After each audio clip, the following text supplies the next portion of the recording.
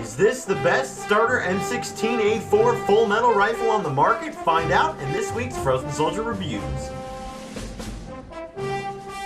So what's going on, guys? This is Chris with FrozenSoldierAirsoft, and today we're going to be reviewing the DBoys Full Metal M16-A4. So one thing I'd like to mention before we start off the video is that I don't actually have the box that this gun originally comes in. Right now I'm borrowing it off a friend, and he kind of threw the box out, so yeah. But with the box aside, I do almost have everything that the gun comes with in the box. So of course, it being a starter AEG, it is going to come with a pretty terrible 8.4 volt 1100 milliamp battery. I would highly suggest throwing it out. Unless you are a starter player, then obviously you want to hold onto it. The next thing it's going to come with is a horrible wall charger. I would take that wall charger like every other time I tell you and throw it in the garbage. Get a smart charger, it will save you all of the griefs, all of the times. The next thing that's going to come with in the box is an unjamming rod. I would highly suggest holding on to this unjamming rod because obviously it's there for unjamming and cleaning. If you don't have a million one of these hanging around, hold on to it, it'll save you lots of trouble. Now, since this is more geared toward a starter package, it comes with a lot of extra goodies in the box, like rail covers. It comes with these two decent plastic rail covers. Unfortunately, they don't give you 4 of them, but 2 will work as well. So the next thing that's going to come in the box is a pretty decent quality foregrip. I highly suggest holding on to this if you don't have a million of these laying around.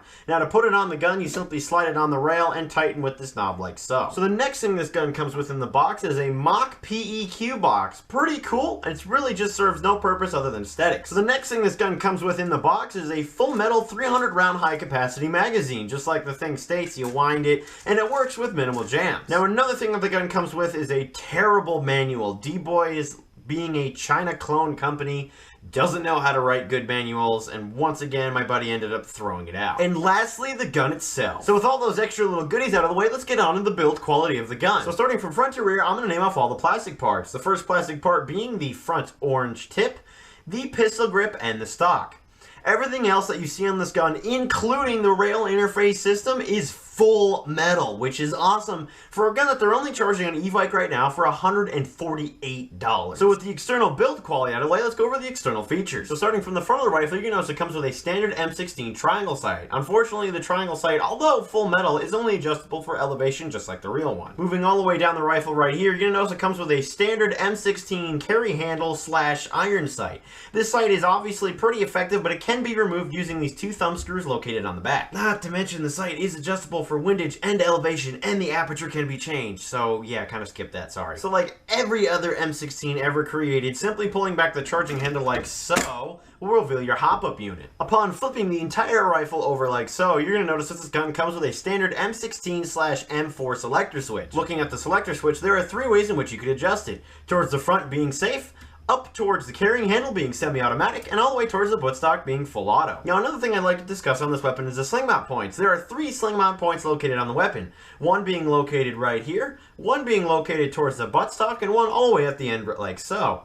Now what's really neat is I'm glad that they decided to put a 1-point sling mount on here because I really do prefer using the 1-point sling. Anyhow, with the sling mounts out of the way, let's talk about the rail system. Now I have to say, out of all of the M16s and all of the M4s that I've used with metal rail systems in the past, this gun is amazing when it comes to the rail system. There is absolutely no wobble whatsoever. I am super excited because that is a chronic problem that happens with a lot of M16s and M4s. Another thing I'd like to say about the rail system is that obviously all the rails are covered on 4 different angles, top, bottom, left, and right, which is pretty cool, and since it is an M16, it's incredibly long, so you have plenty of options to mount optics, lasers, and accessories. With the external features out of the way, let's go over the internal review. Now, just like every other M16 and M4 on the market, this gun comes stock with a full metal version 2 gearbox. This gearbox was pretty decent considering, like I said before, this gun is only $148. The gearbox works pretty well and has a decent high rate of fire, but obviously that all can be upgraded to your desire. Now, just like every other DBoy M16 on the market, this gun comes stock with some sort of spring.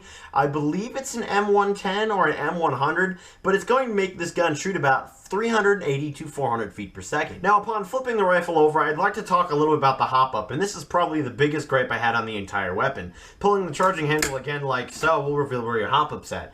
Now, what's the hop-up that's in here right now is not actually the stock hop-up unit. It's horrible. Honestly, I would say this is probably one of the worst stock hop-up units I've ever seen. When you put the magazine in wrong, it would actually bend the feeding lips on the mag, and it's pretty terrible all around. So anyhow, with that pretty bad hop-up unit out of the way, I'd like to discuss a little bit about the internal barrel. The internal barrel is made out of brass. I believe the bore diameter is somewhere around 6.05 to 6.09, but don't quote me on that. It is a standard length M16, which is 509 millimeters, and you definitely are going to get really good accuracy, even though the hop-up is so-so. Now, you may be wondering where the battery is stored. The battery is stored just like every other M16 on the planet, right in the buttstock right here. To access the battery compartment, what I'd like to use is a screwdriver. You don't necessarily need to do this because there's a little switch that you can flip down, but it's a lot easier to do it like so. Upon opening the battery compartment and pulling the wire out, you're going to find that this gun comes stock with a small Type Tamiya connector. Now, once again, since this gun is shooting about 380 to 400 feet per second, I would not recommend bringing this into CQB simply because it is an M16. It's huge, so I don't know exactly why you would. So it's definitely recommended for field use only, but if you really wanted to, you could crack the gearbox open and put in a lower FPS spring, but honestly, it's an M16 in CQB.